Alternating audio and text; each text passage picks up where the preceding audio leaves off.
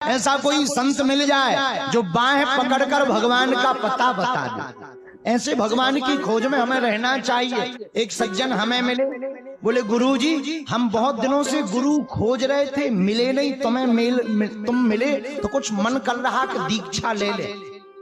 हमें बड़ी हंसी आई। बोले आप हंस क्यों रहे? हम का तुम और गुरुजी को खोज रहे थे, पर तो तुम ही गुरुजी के बाप हो गए। जो गुरुजी को खोजे तो पहले ही गुरुजी से बड़ा हो गया। हमें ये कौन सी हनुमान कथा है? ये हमें समझ में नहीं आई। हाँ, देर से आएगी पर समझ में आएगी। कैसे? हम कह रहे तुम संत के चरण पकड़ो और कथा हनुमंत की सुना रहे, और हनुमंत जिनके चरण पकड़े वो भगवंत हैं।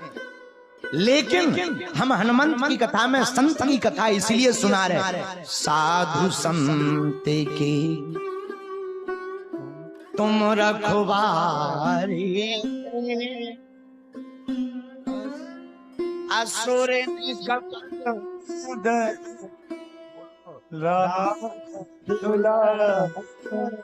गाओ ना।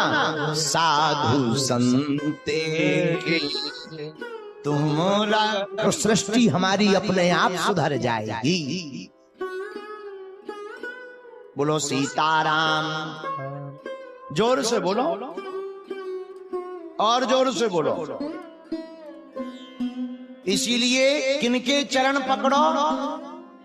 बोलो, क्या समझ में आया? किसके चरण पकड़ो?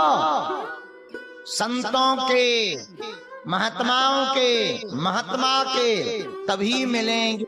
हमारे परम पूज्य श्री दादा गुरु जी, हम बहुत छोटे, उन्होंने हमसे मजाक में कहा, बुंदेलखंडी में बेटा को बिटवा कहते महाराज। तो मुस्कुराते बोले, बिटवा तुम्हारा नाम डस्टबिन है। डस्टबिन, अब डस्टबिन माने कचरा घर होता है। तो हमें अच्छा नहीं लगा, थोड़ा फीका लगा, पर गुरुजी हम क्या कह रहे हैं। तो 4-5 दिन तो दम नहीं पड़ी कुछ बोलने की, लेकिन 4-5 दिन बाद हमने चरण दबाते दबाते, अच्छा चेले तो बड़े होशियार होते हैं और गुरु की कमजोरी चरण होती। हाँ, इसलिए नाम नहीं लेते कि हमें नाम लेना है तो उन्हें महान बन जाना है। वो चाहते ही है कि बागेश्वर बाबा नाम ले तो टीआरपी मिले। हम तो होशियार हैं, अपन नाम लेने ही नहीं है, हम उनकी गाली सुनते हैं, धीरे से कह देते हैं सेम टू यू। लो झंझट खत्म, आओ सीताराम। इसीलिए ये हमारे दादा गुरु जी का सूत्र है, अजात शत्रुवहा, कोई तुमसे बैर करे ना काहू से दोस्ती, ना काहू से बैर। अपने गुरु और अपने भगवान को महान बताए, अपने आराध्य को महान बताए। ऐसे संत के चरण पकड़ने से ही जीवों का कल्याण होगा, वरना तो फिर ठीक है, लालची गुरु लोभी चेला, चले नरक में ठेला ठेला। शिष्य कौन? जो गुरु के वचनों पर चले। गुरु कौन? जो शिष्य के कल्याण करने का संकल्प ले।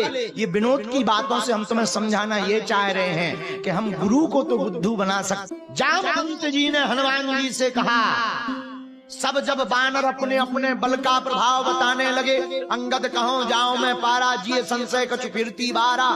हम जा तो सकते हैं पर वापस आने में कठिनता है। जामवंत जी कहते, उभय घरी महदीनी 7 प्रदक्षिण धार। अब हमारी उम्र अलग हो गई है, अब हम भी लंका नहीं जा सकते, समुद्र पार नहीं कर सकते। तब जामवंत जी की नजर हनुमान जी पर गई।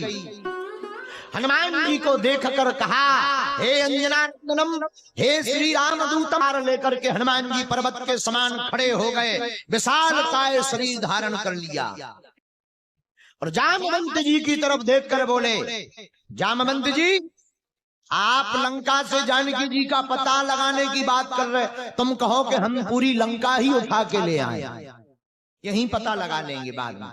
जामवंत जी बोले, ऐसा मत कर देना। बोले क्यों? हनुमान जी बोले, आप कहो तो त्रिकूट पर्वत को ही उठा लाएं, रावण को मार आए। जामवंत जी बोले, राम कथा तुम ही पूरी मत कर दो, कुछ राम जी के लिए भी तो छोड़ दो। बागेश्वर धाम के प्रिय साधक, हम हाथ जोड़कर कहेंगे, अपने से बड़ों का सम्मान करो। बड़ों के पास में अनुभव की जो तिजोरी होती है वो तुम्हें पाने के लिए 40 साल और लगेंगे। बोलो सीताराम, जोर से बोलो और जोर से बोलो। इसलिए सलाह तो हमेशा श्रेष्ठ की लेनी चाहिए, ज्येष्ठ की लेनी चाहिए। हनुमान जी ने जामवंत जी से सलाह ली, तब हनुमान जी से कहा जामवंत जी ने, ए हनुमान जी इतना जाकर के करो, जानकी जी की खबर लेकर के आ जाओ। हनुमान जी कुमारों को कथा सुनाते हुए कहते हैं, कुमारों इस प्रकार से हमारे अंदर बरनौ रघुबर विमल जसो जो दूसरा दोहा, बुद्धिहीन तन जान के सुमिरौ पवन कुमार, बल बुद्धि